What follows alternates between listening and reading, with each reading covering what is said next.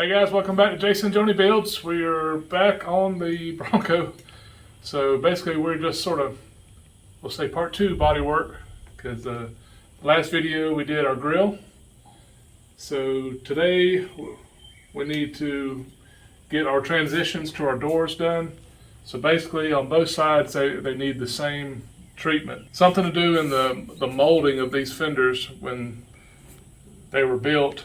Right in this area, it's like they kind of distort inward and give just a little bit of an odd gap right here, because we're straight at the top and we're straight at the seam, but just right in here, just a transition. And I can show you what I'm talking about. If I put a straight edge on my door, my steel contacts all the way down the straight edge. But if I put this same straight edge over here on the fender, you can see the shadow right here where it's running away. So basically it's just right in here on both sides. The other side's not quite as bad. This is the worst one. And when I say worse, it's not bad. It's probably a 32nd. But we'll just build this up kind of like we did at the grill. We're gonna take our 90 grit and just kind of grind this area, get it nice and scored up real good so that Z-grip will bite into it. We're going to tape our door, we'll wipe it, sand it, and then get that blended in, get that good and ready for primer. So then we'll do the other side the same way. All right guys, like on the grill to fender, I put the 2 self-tapping screws to, once I had it all bolted down, I went ahead and put 2 screws in so I know I can always go back much quicker to the point where everything lined up. I did the same thing for my up and down movement on my fender. You can see right in here I have just a little self-tapping screw. On final assembly, I'll either leave the screw out or it'll just be like a stainless steel screw put in there. So what I want to do is probably come back about 5 to 6 inches right here in this area and get all the primer knocked off and get it scored up real good.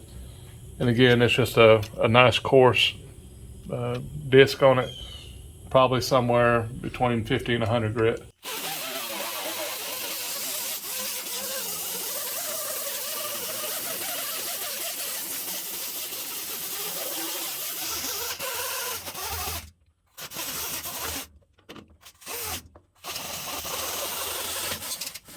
I know it's hard to tell you guys at home, but this one is much better.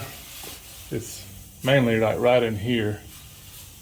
So I can just basically get it kind of sanded right up in here, and that way I can wipe it.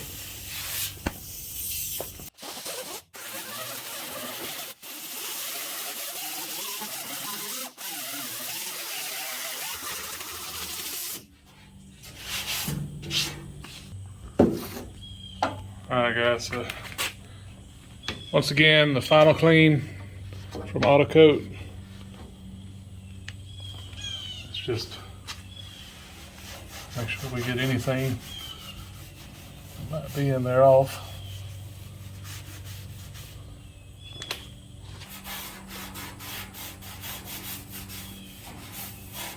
Again guys, I use Evercoat Z-Grip.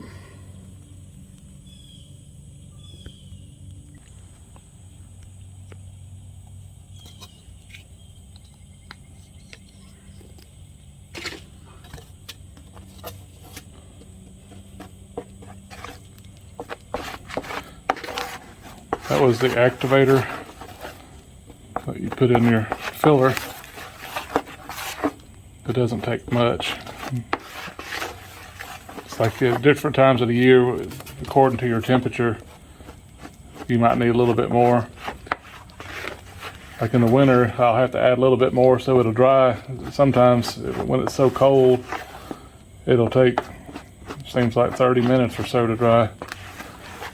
But as hot as it is right now, it sets up real quick, so I gotta move. See if I can put this on a little more graceful.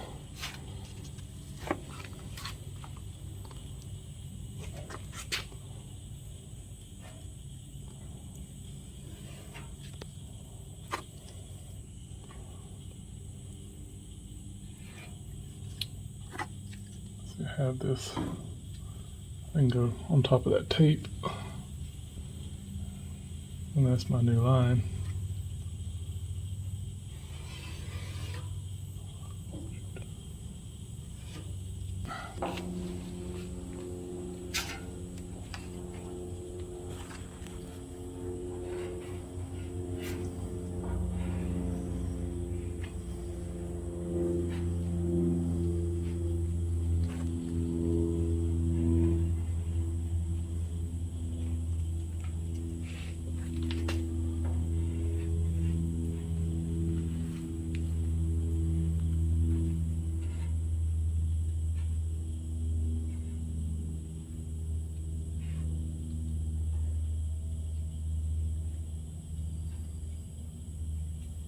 Guys, I always put on more than I need because it's aggravating to have to come back and, you know, keep putting on more and more and more. And I can get this off pretty easy. So when you see me just build it up so heavy, you understand why.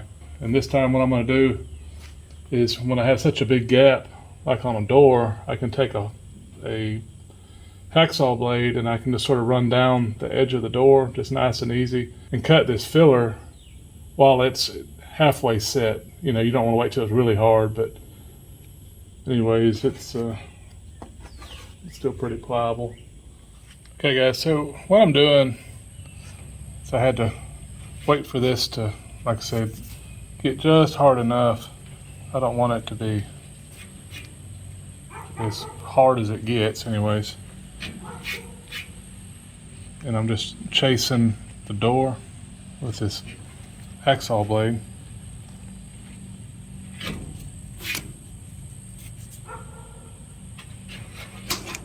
Because this right here, we do a little bit different. This way I can get my block and I can block to the door instead of blocking to the tape. So this gap will come out, that's no problem. I was just wanting to get the tape off so I can see exactly where we're at. This needs to dry a little bit more before I can start sanding on it. Okay guys, so before it got real hard, I used my little rasp here and just kind of, I've had this thing forever. It's kind of dull, so it doesn't really bite in real well. But what it does, it just kind of takes those high spots off. You can tell where it was, just to kind of help reduce the amount of sanding I have to do.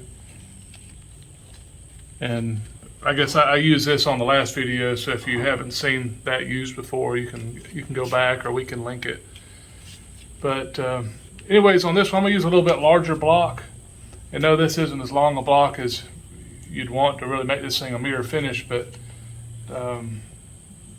for right now, this will get me where I need to be so we can start putting these gnats. So we can start getting the primer on it so we can do our full block and sand. So right now, this is just spot repairs.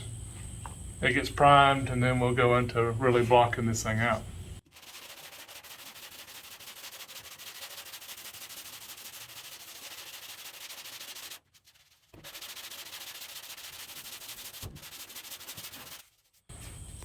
See right in here, I have a little low area between here and here. Let me get my piece of aluminum. Okay, now you guys can see all the way from the fender across it and then onto the door is nice and straight now. So I don't need to go any lower. So I just need to come back and just put a little skim coat over that. But now I just need to dress the top out and then fix my gap behind, because this is still kind of rough.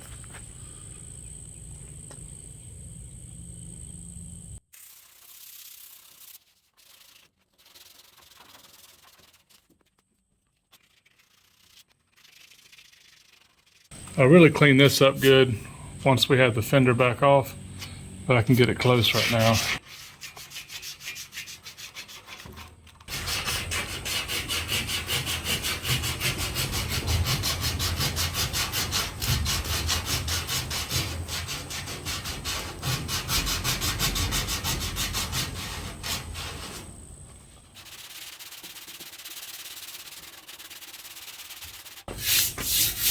You can tell how close it is because we've hit steel here. So what that's telling me is that this edge has got a little bit of a roll to it right out here towards the end.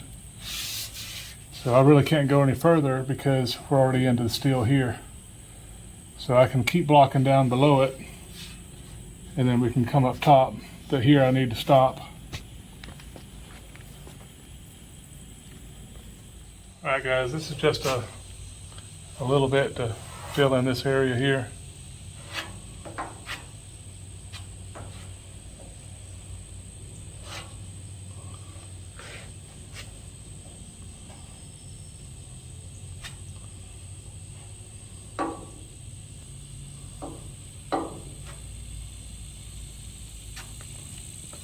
Alright guys, so I went back, filled up that little area, got it sanded nice and smooth again, and there again,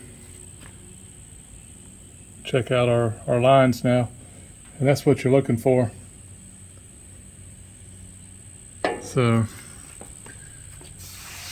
now that what we'll do is we'll move down. We've got a few more spots on the transition, basically from the door to the quarter panel. We have to sand everything really well before we can prime the whole Bronco. So right now I'm just going to go around and fix all these small spots. Then we'll break it apart and we'll probably just prime it piece by piece. Get everything primed good, and then we'll start blocking and basically just block the whole thing until you start seeing, like we talked about over there, you start seeing that metal come through, then you know you have to stop in that area, you know you have a low or a high spot. And then we'll block the whole Bronco until everything is smooth and you get a nice consistent sand all the way around.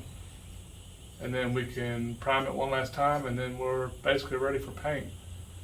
So it's just picking up all the little spots along the way. So anyways, we really appreciate you guys hanging in there with us and following us on another couple repairs. We'll be back next week on more repairs.